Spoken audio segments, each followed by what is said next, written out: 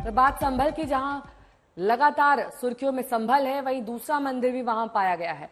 वहां भी पूजा अर्चना की जा रही है। दोनों मंदिरों में भक्तों का जमावड़ा लगा हुआ है, लेकिन बड़ी सियासत संभल में हुई हिंसा पर हो रही है। समाजवादी पार्टी के संभल से सांसद जियाउर रहमान बर्क पर शिकंजा कसने की तैयारी हो रही है। उधर बर्क को भी सिर पर गिरफ्तारी की तलवार लटकती दिख रही है। बर्क ने इलाहाबाद हाईकोर्ट का दरवाजा खटखटाया है। 24 नवंबर की हिंसा को लेकर दर्ज मुकदमा खारिज करने की मांग की है। 24 नवंबर को संभल के शाही जामा मस्जिद में सर्वे के दौरान जमकर हिंसा भड़की थी और उस हिंसा के मुख्य आरोपी हैं समाजवादी पार्टी के सांसद जियाउर रहमान बर्क।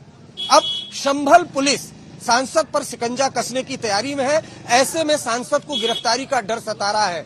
सांसद ने इलाहाबाद हाईकोर्ट का रुख किया है और बाकायदा इलाहाबाद हाईकोर्ट में याचिका दाखिल की है और अपनी गिरफ्तारी पर रोक की मांग की है। साथ ही साथ सांसद ने कहा है कि जो उनके खिलाफ एफआईआर दर्ज हुई है वो सब एक राजनीतिक साजिश है। हिंसा में वो किसी भी तरह से शामिल नहीं थे। हिंसा के दौरान वो संभल में थे ही नहीं।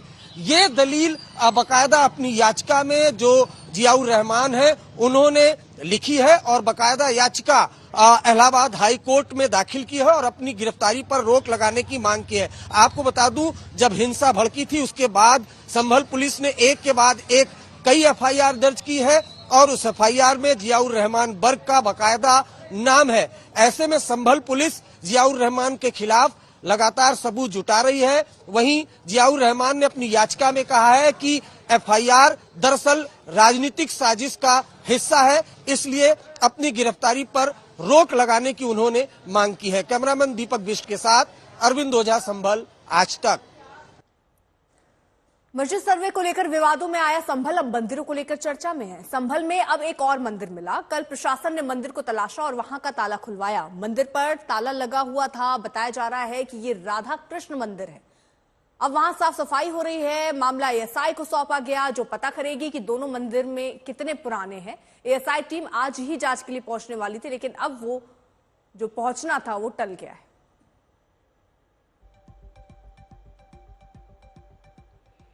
तो सवाल यही है कि क्या जियाउर रहमान बर्क को संभल पुलिस गिरफ्तार कर सकती है। लेकिन एक सवाल संभल में एक के बाद एक सामने आ रहा है। मंदिरों को लेकर भी उठ रहा है। 2 मंदिरों में पूजा पाठ शुरू हो चुका है और इन मंदिरों को लेकर उठापटक भी खूब हो रही है।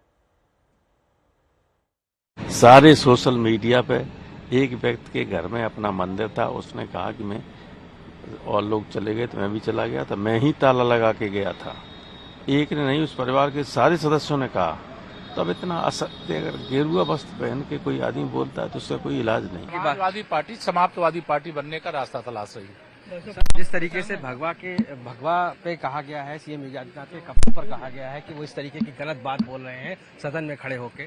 भगवा के अपमान या संत के अपमान या गरीब किसान मजदूर महिला के अपमान का बदला चुनाव में जनता जरूर लेती है, इसीलिए उपचुनाव में सपा साफ हो गई। भाई जय श्री राम का नारा नफरत के लिए क्यों लगा रहे? जय श्री राम का नारा प्रेम से लगाओ ना। प्रेम का नारा है जय श्री राम। प्रेम का दूसरा नाम है श्री राम। प्रभु श्री राम ने शबरी के झूठे फेर गाए थे। प्रभु श्री राम ने किस तरीके का आचरण किया था, जो मर्यादित आचरण थे, इसलिए उनको मर्यादा पुरुषोत्तम कहा गया। मर्यादा, उनकी मर्यादाओं को मानो ना। उनका नाम क्यों बदनाम कर रहे हैं कि आप नारा लगा करके दूसरे के खिलाफ नफरत बो रहे हो? नफरत मत बो, मोहब्बत के साथ लगाओ। जय श्री राम सब करेंगे, राम का देश है। कहीं नहीं गए, मंदिर वहीं था। मंदिर ये बिला वजह का ड्रामा है। मंदिर वहीं था, वहीं बंद था मंदिर। वहां पर आबादी का पलायन हो गया था, वो बंद करके चले गए थे। कभी कभी आते थे, खोलते थे, चले जाते थे। तो कहां चला गया था मंदिर भाई? देखिए, इस देश में कंकड़ कंकड़ में शंकर का निवास है और यही बात समाजवादी पार्टी को समझ में नहीं आती है। अगर मंदिर इस देश में नहीं मिलेंगे तो कहां मिलेंगे? और उनको इस सच्चाई को स्वीकार करना चाहिए और जहां जहां मंदिरों के अवशेष मिल रहे हैं वहां भव्य और दिव्य मंदिर बनाने में बाधा जो लोग खड़ी कर रहे हैं, मैं कहना चाहता हूं कि ऐसे समाजवादी पार्टी के लोगों को बाधा इसमें नहीं खड़ी करनी चाहिए। उनको शहर स्वीकार करके उस भव्य दिव्य रूप देने में सहयोग करना चाहिए। और जब से संभल में मंदिर के मिलने का सिलसिला शुरू हुआ है, यूपी की राजनीति में जबरदस्त हलचल है। समाजवादी पार्टी लगातार ये कह रही है कि जबरन मंदिर निकाले जा रहे हैं। सर, जिस तरीके से समाजवादी पार्टी के प्रदेश अध्यक्ष ने कहा है कि वहां संभल में कोई कुआं या मंदिर कोई है ही नहीं, इस तरीके की बात की जा रही है। देखिए, समाजवादी पार्टी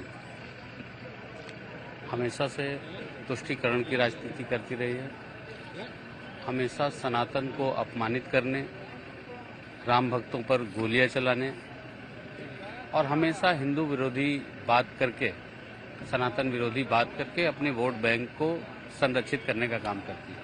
उसका जीता जागता उदाहरण जहां पूरे देश देख रहा है, सबको दिख रहा है, उसमें कह रहे ना कुआं है ना मंदिर है, तो क्या कहेंगे? जब आंखें पथरा जाए तो कुछ दिखता नहीं। सर, रामगोपाल ने कहा है कि ये असत्य है कि संभल के मंदिर हमने बंद करवाया है, वहाँ के लोग तो वही बंद करा के चले गए हैं, और अगर गेरुआ कपड़े पहनकर कोई झूठ बोलता है तो ये फिर उसका हम इलाज नहीं है।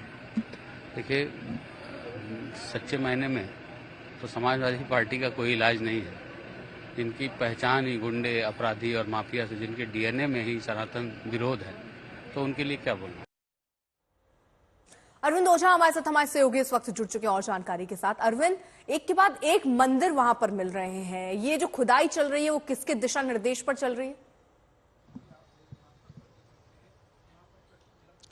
देखिए, जिला प्रशासन के निर्देश पर ये खुदाई चल रही है और मैं आपको बताऊं, जरा ये देखिए आप, बाकायदा एक ये खुदाई ये भी हुई थी। ये मस्जिद जरा दिखाइएगा, ये मस्जिद था, मस्जिद के पास चबूतरा था और यहाँ से जिला प्रशासन के लोग गुजर रहे थे, उनको शक हुआ कि यहाँ पर कुआं हो सकता है, बस ये शक हुआ, उसके बाद खुदाई शुरू। और ये देखिए कई फीट तक की ये जो खुदाई है वो हो गई है और कुआं जैसा आकार ये आपको दिखाई दे रहा है। तो जगह जगह चाहे डीएम हो, एसडीएम हो, वो गुजरते हैं और उनको कहीं भी ऐसा दिखता है या कुछ ये अगर कुआं था भी तो ये कुआं, तो वहां पर खुदाई की जरूरत क्यों थी? और ये क्यों पता कर रहे हैं कि कहां कुआं है? देखिए, अब ये जिला प्रशासन की अपनी दलीलें। देखिए, आपको याद होगा जो उत्तर प्रदेश के मुख्यमंत्री योगी आदित्यनाथ ने, उन्होंने विधानसभा में जिस दिन ये बात कही कि 19 से ज्यादा जो कुएं थे उनको पाट दिया गया, कई मंदिर ऐसे हैं जो सुनसान जगहों पर पड़े हुए हैं, उसके बाद ये जिला प्रशासन एक्टिव हुआ है, उसके बाद ये जो कुआं है इसको खोदा गया। अब ये बताया जा रहा है कि यहाँ पर जाल भी लगाया जाएगा। जो नगर निगम के शख्स पार्षद, उनसे ये गौहर खान साहब, ये क्यों आपने खोद दिया इसको? ये नगर पालिका से सौंदर्यीकरण कराया गया था इसका। अच्छा। और अब खुलवा दिया गया, इस पर जाल लगेगा। सौंदर्यीकरण मतलब ये सब, ये जो कराया है सब पत्थर ठीक है अरविंद।